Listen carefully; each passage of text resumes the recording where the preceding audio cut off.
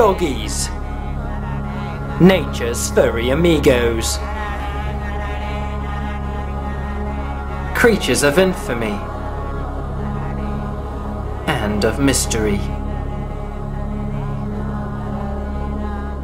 peculiar, wild. Are they merely simple-minded organisms, here only to lick the scraps of food off our kitchen floors?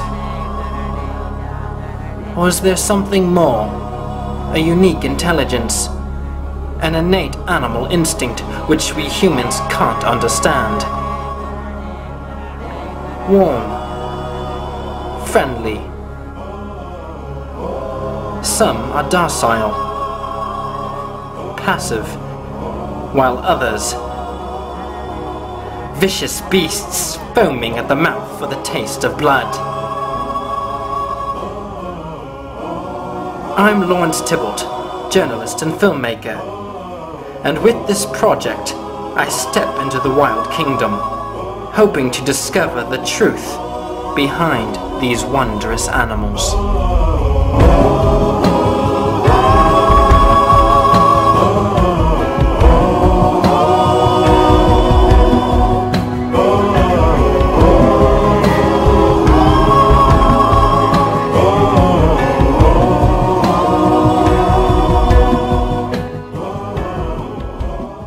Our journey begins here in Winchester, Massachusetts, where lies the beautiful forested landscape of New England. It is along these trails where I take the doggies for their daily recess. Here a group of golden retrievers frolic underneath the shaded canopy of the trees. Some sniff, others roll around in a soft bed of moss. Some lick themselves. A better understanding of the doggie's social hierarchy can be found here, in the back of the doggie van, where they are transported around all day. The finer intricacies of the doggie caste system can be identified. Behavioral patterns as to who is the dominant male and who will be the submissive bitch.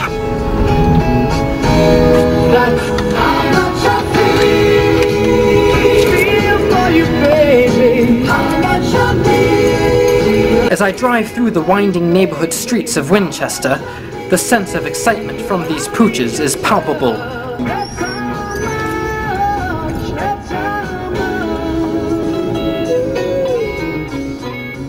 After being cooped up in a house all day, there's nothing better for these doggies than sweet release into the wild.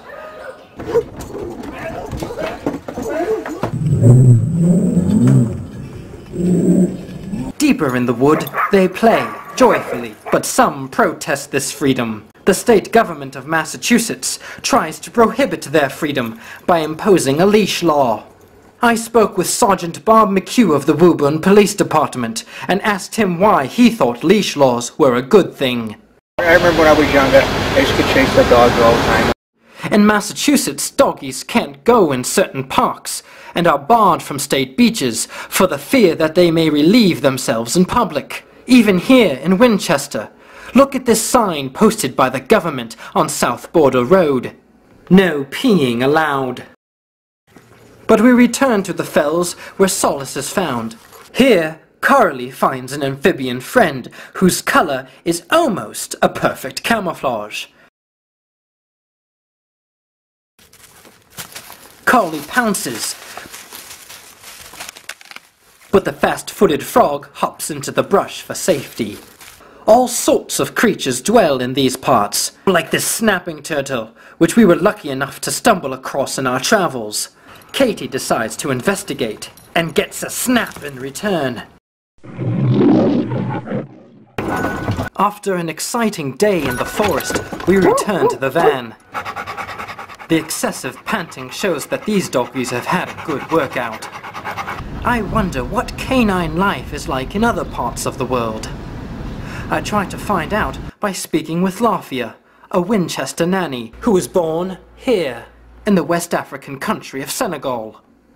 To pursue education in the field of medicine, Lafia travelled here to Massachusetts, a harrowing distance of nearly 75 pages. I asked Lafayette to describe the instinctive intelligence of Bailey, the household golden retriever. He's at the door waiting for you, and I'm like, how did he know it's Tuesday today or Thursday? You know, like, they are so smart, right? Bailey's very smart. And how is Bailey? How old is Bailey? 4. Bailey is a big boy. And big boys need their exercise, like Jake here, getting in his daily jog. But what if doggies run too far?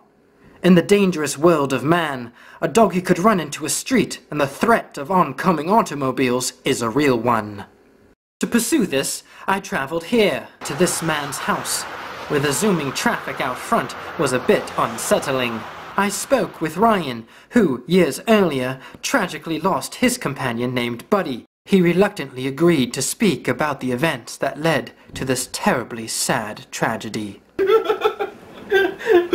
So I had this girl over, who was it? I used to make fake IDs back in college. It was a girl from high school. I can't put this on camera. Alright, well, Buddy ran out the back, and I heard like some commotion out back, and someone said, come outside, your dog's been hit.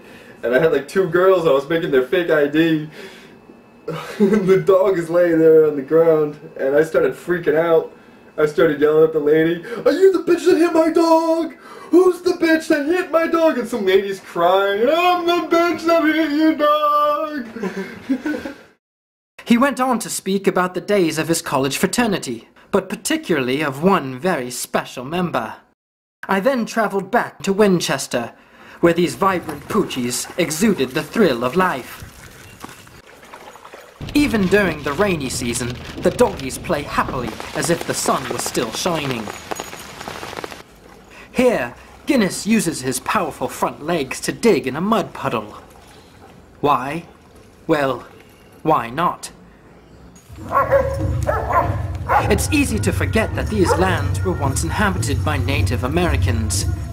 And where these doggies now frolic freely, it was probably once populated by Indian tribes. Before they were pushed out by European settlers, the natives gathered in clearings like this one, where they engaged in ceremonial rituals in which they would dance and give praise to their beloved god, Mother Earth. Whether it's the competitive urge to have ownership of a stick, or the delicious taste of a tennis ball, these affectionate animals of Winchester hold a dear place in my memory and in my heart. And the time I've spent with these glorious and majestic animals, I will cherish for the rest of my days.